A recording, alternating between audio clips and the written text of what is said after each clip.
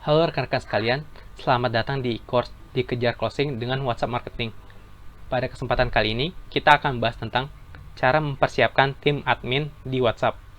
Sudah siap ya untuk terima materinya? Perlu teman-teman ketahui bahwa jangan pernah minta tim admin kita untuk siap action tanpa diberi pembekalan terlebih dahulu. Karena ibarat tim sepak bola, maka tim admin ini bisa dibilang sebagai penyerang kita. Tanpa pemberian pembekalan yang baik, akibatnya adalah penyerang kita ini akan menjadi penyerang yang mandul. Kenapa? Karena mereka tidak bisa melakukan penetrasi ke gawang lawan. Seperti itu. Jadi ibaratnya, tim admin yang tidak diberi pembekalan, maka tidak akan bisa menghasilkan closing yang baik. Oke. Perlu diperhatikan bahwa tim admin harus dipersiapkan dengan sebaik-baiknya. Karena tadi, tanpa tim admin yang siap, maka closingannya pun akan semakin kecil kemungkinannya. Ada beberapa hal yang teman-teman perlu persiapkan untuk membangun tim admin di WhatsApp. Di antaranya adalah SOP chat, pengetahuan produk, sales script, sama siapkan FAQ atau Frequently Asked Question, yaitu adalah kumpulan pertanyaan yang sering ditanyakan oleh calon pembeli di WhatsApp. Oke, kita akan bahas satu persatu poin demi poin. Yang pertama, SOP chat. Ada beberapa SOP chat yang perlu teman-teman perhatikan. Di antaranya adalah reply chat. Jadi, teman-teman harus memberikan SOP terkait reply chat kepada tim admin yang teman-teman persiapkan. Kenapa? Jangan sampai ketika ada chat yang masuk, maka responnya menjadi lambat. Oleh sebab itu, di tim admin kita perlu diberikan SOP terkait reply chat. Berapa lama sih chat yang masuk untuk di-reply? Apakah 1 kali 24 jam, 1 kali 1 jam, atau berapa lama? Jadi, sebisa mungkin kita tentukan SOP untuk nge-reply chat. Jangan sampai ketika sudah ada chat yang masuk, malahan tim admin kita tidak mereply-nya, sehingga si calon buyer menjadi pergi karena kita slow respon. Selanjutnya, gaya bahasa. Kesalahan penentuan gaya bahasa akan mengakibatkan si calon pembeli menjadi tidak jadi beli. Kenapa? Karena ada kemungkinan si calon pembeli merasa tidak nyaman dengan gaya bahasa dari chatting si admin ini. Bayangkan ketika kita membangun sebuah perusahaan jasa konsultan misalkan, tapi tim adminnya itu menggunakan bahasa yang alay. Maka bisa teman-teman bayangkan bahwa perusahaan yang sudah kita bangun menjadi tidak kredibel di mata calon konsumen tadi. Karena kesalahan dalam pemilihan bahasa.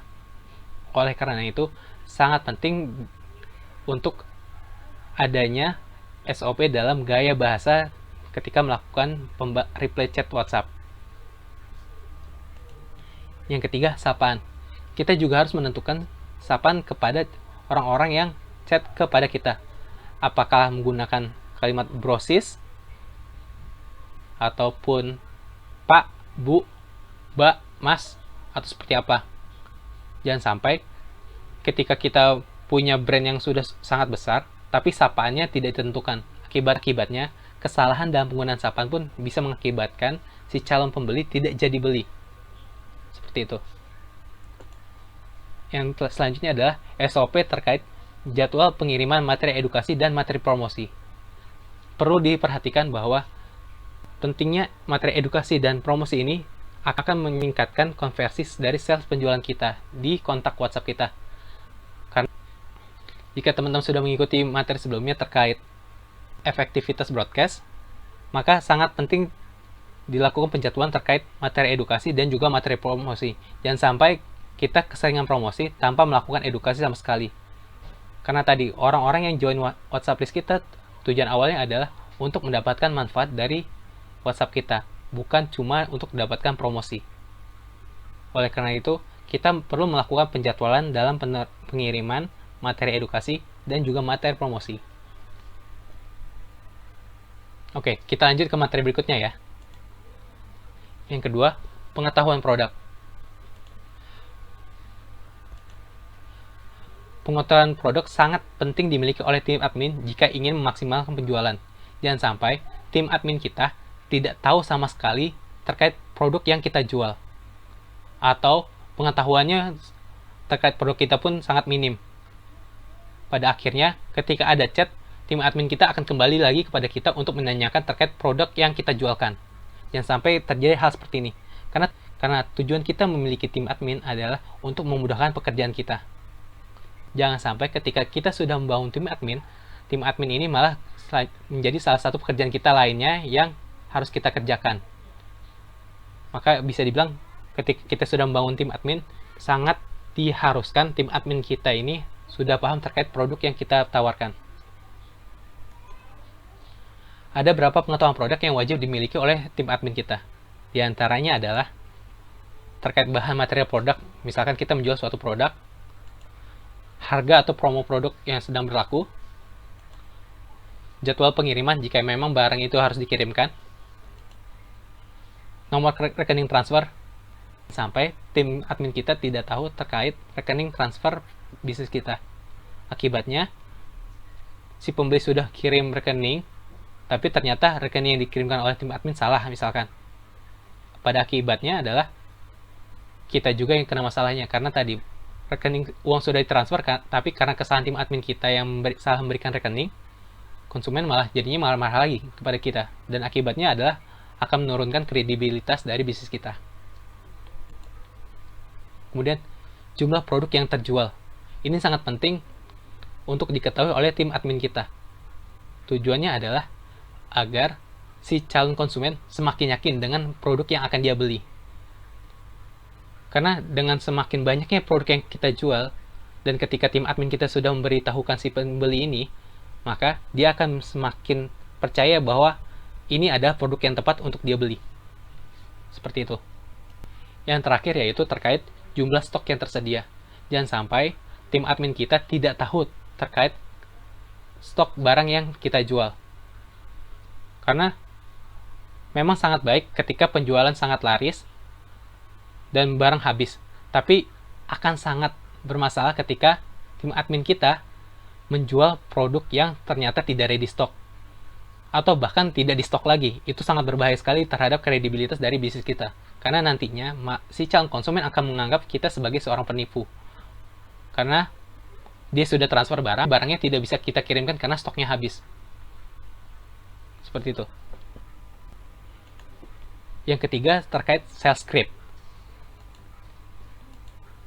Sales script adalah susunan kalimat yang dibuat polanya sejak awal untuk mendorong terjadinya penjualan, terutama dalam sebuah percakapan atau chat. Poin-poin penting dalam sales script antara lain, infokan kelebihan produk. Tujuannya adalah agar si pembeli semakin yakin dengan produk yang kita jualkan. Oleh karena itu, kita harus menyiapkan sales script yang ada isi tentang kelebihan produk kita. Jadi ketika tim admin kita memfollow up seorang konsumen, dia bisa memberikan info terkait kelebihan produk kita, sehingga si konsumen semakin yakin untuk membeli. Yang kedua, terkait infokan keterbatasan promo. Ini sangat penting, dan info keterbatasan promo ini termasuk teknik selling, yaitu scarcity, yaitu terkait keterbatasan. Dengan menginfokan keterbatasan promo, akan mengakibatkan si calon konsumen akan semakin cepat untuk melakukan transfer karena dia tidak ingin ketinggalan promo kita. Yang ketiga, infokan bonus. Bonus ini termasuk salah satu teknik gain, yaitu dengan memberikan keuntungan kepada si calon pembeli. Dengan diberikan keuntungan, tentunya dia akan semakin cepat untuk melakukan transfer karena dia akan merasa rugi ketika dia tidak bisa mendapatkan bonus yang akan kita berikan.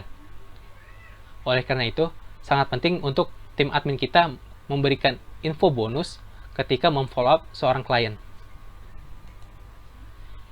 Dan yang terakhir, hindari penggunaan kata tidak dalam pembuatan pilihan. Maksudnya gimana, Mas, kata tidak ini? Contohnya seperti ini. Ketika tim admin kita melakukan follow up, lalu dia memberikan kalimat misalkan, Bu, jadi transfer atau tidak? Bisa teman-teman dengar bahwa jadi transfer atau tidak. Jadi ada pilihan transfer dan tidak. Jika ada pilihan tidak di dalam pilihan kita, maka akan mengakibatkan si pembeli bisa mensugesti pikirannya untuk memilih kalimat tidak, yaitu sehingga akhirnya adalah si pembeli tidak jadi transfer malahan jadinya. Oleh karena itu, hindari kata tidak dalam penggunaan pilihan. Jadi kalimatnya bisa diganti dengan, Bu, jadi transfer hari ini atau besok, atau Bu, jadinya transfer ke rekening A atau ke rekening B. Seperti itu. Jadi hindari penggunaan pilihan tidak dalam pemberian pilihan di sales script kita. Oke, bagaimana teman-teman? Semoga bisa mudah dimengerti ya. Oke, kita lanjut. Yang keempat, FAQ atau Frequently Asked Question. FAQ adalah kumpulan jawaban dari pertanyaan yang sering ditanyakan oleh orang yang chat mengenai produk kita. Jadi sebisa mungkin, ketika kita membangun tim admin, kita sudah mempersiapkan juga FAQ. Tujuan adalah agar tim admin kita tidak menanyakan kembali hal-hal yang sering ditanyakan oleh si calon pembeli melalui WhatsApp. Tujuan kita membangun tim admin adalah untuk mempermudah pekerjaan kita. Jangan sampai ketika kita sudah membangun tim admin kita malah menjadi pekerjaan baru untuk kita. Seperti itu. Oleh karena itu, sangat penting bagi teman-teman untuk menyediakan FAQ untuk diberikan sebagai bekal tim admin yang akan teman bangun. Oke, bagaimana? Semoga mudah dimengerti. Terima kasih dan selamat praktek.